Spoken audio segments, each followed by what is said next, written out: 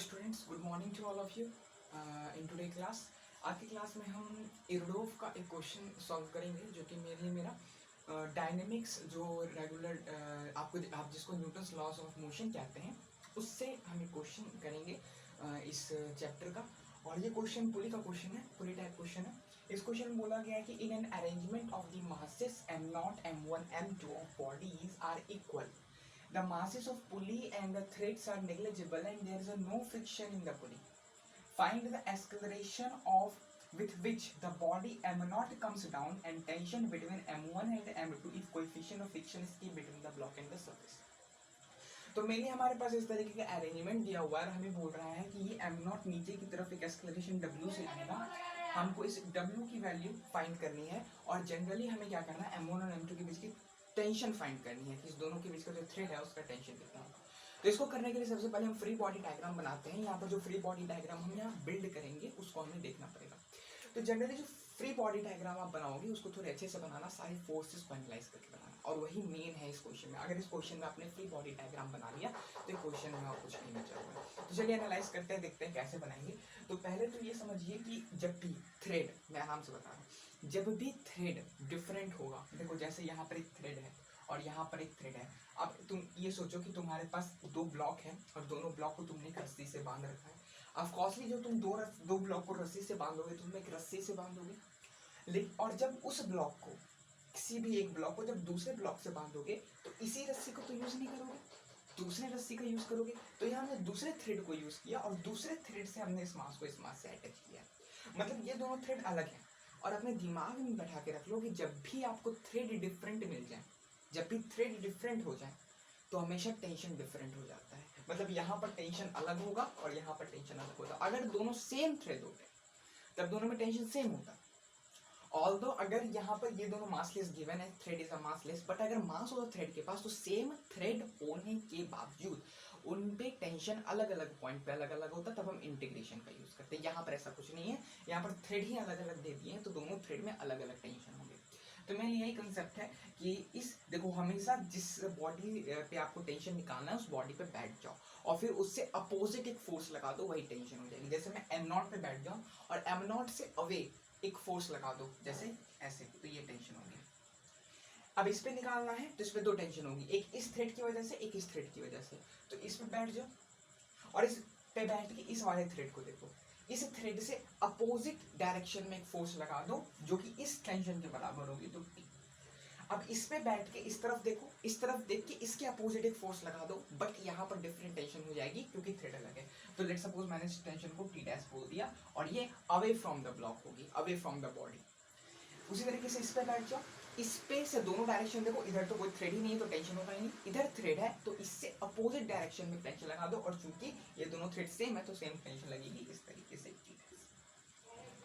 अब तुमको इसको फ्री बॉडी डायग्राम बनानी है।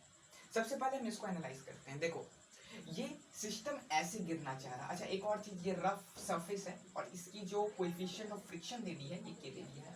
अब ये समझो, अब इसकी फ्री बॉडी डायग्राम को समझते हैं। ये ब्लॉक नीचे की तरफ जाएगा, अगर ये ब्लॉक नीचे की तरफ जाएगा तो इस पे नीचे की तरफ एक एक्सेलरेशन W आएगी। अच्छा जरा एक बात बताना मुझको, क्या इसकी वेट नीचे की तरफ लग रही होगी? बिल्कुल कितनी लग रही होगी? m0, ठीक है। इस पे किसी को कोई दिक्कत नहीं। दूसरी चीज, अगर तुम इस पे बैठ जाओगे, अगर तुम एक नॉन इनर्शियल फ्रेम में चले गए, इस पे बैठ जाओगे, ये मूव कर रहा है तो एक नॉन इनर्शियल फ्रेम हो गया।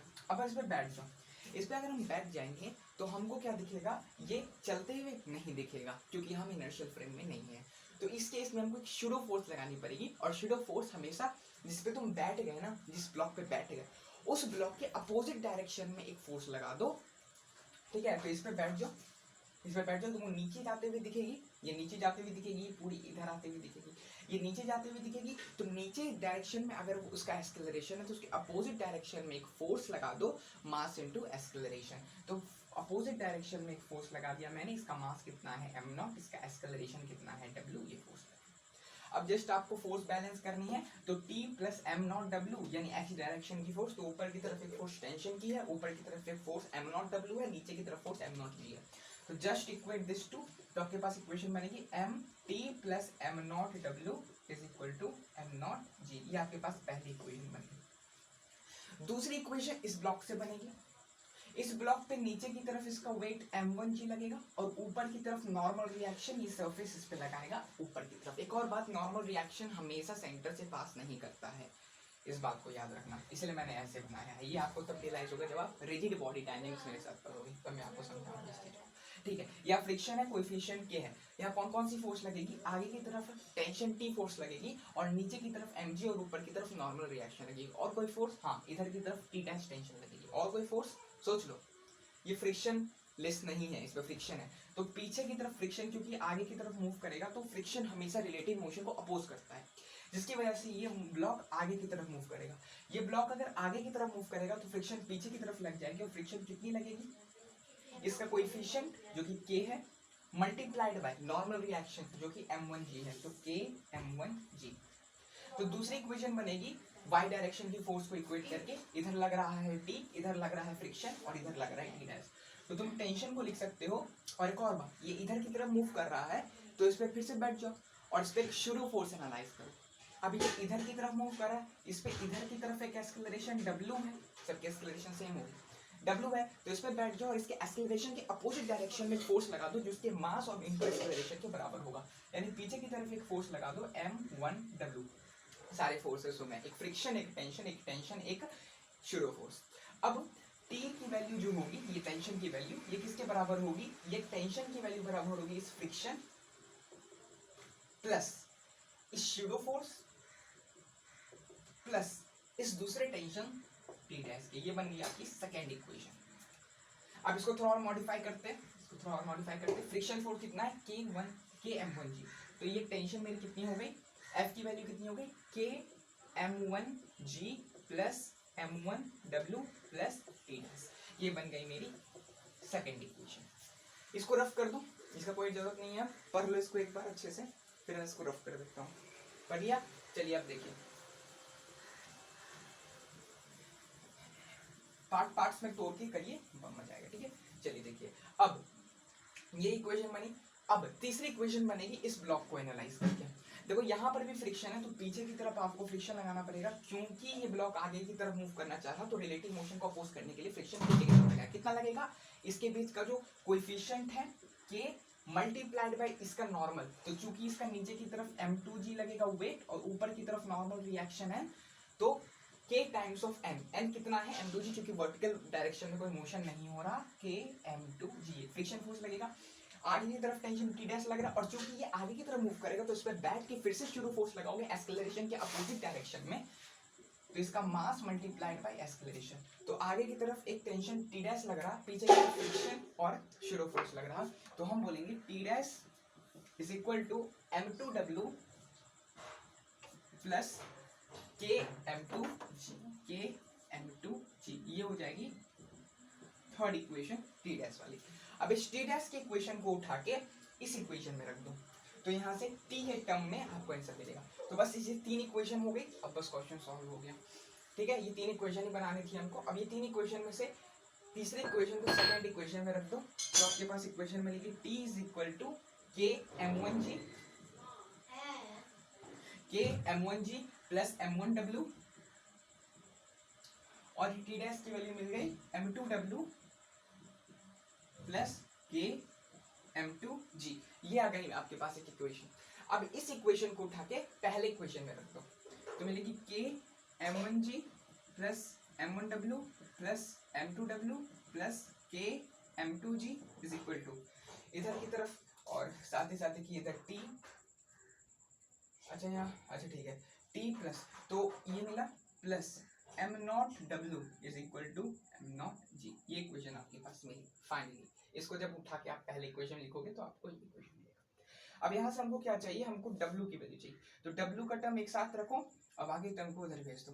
तो देखो m1w plus m2w plus m0w is equal to m0g को मैंने इधर रखा और बाकी टर्म को इधर, km1g और km2g को इधर, तो minus km1g minus km2g divided by बस, ठीक है, ये मिल गया मेरे पास। अब यहाँ से मैं w कॉमन ले लूंगा, तो w कॉमन लेने के बाद m1 plus m2 plus am not मिलेगा, और इधर मेरे पास एम नॉट जी माइनस के कॉमन ले लो यहाँ से। अच्छा के, अच्छा एक काम करो, 2 मिनट रुको, यहाँ पर के एम टू जी, के एम वन, रुको रुको रुको, यहाँ के एम वन जी होना चाहिए था, ठीक है। तो यहाँ से आप पूरे में से के कॉमन ले लीजिए और जी कॉमन लीजिए, के जी कॉमन ले लीजिए, तो क्या बन जाएगा M one minus M two, और इस चीज़ को इधर लाइएगा तो W की जो वैल्यू निकलेगी वो निकलेगी this divided by M not plus M one plus, ये आपके पास एक्सेलरेशन निकलेगा। अब एक्सेलरेशन निकलने के बाद इस एक्सेलरेशन को उठा के, इस एक्सेलरेशन को उठा के आप कोई भी सा भी इक्वेशन रख दो, इस इक्वेशन में लिख दो तो आपको टेंशन की वैल्यू मिल जाएगी।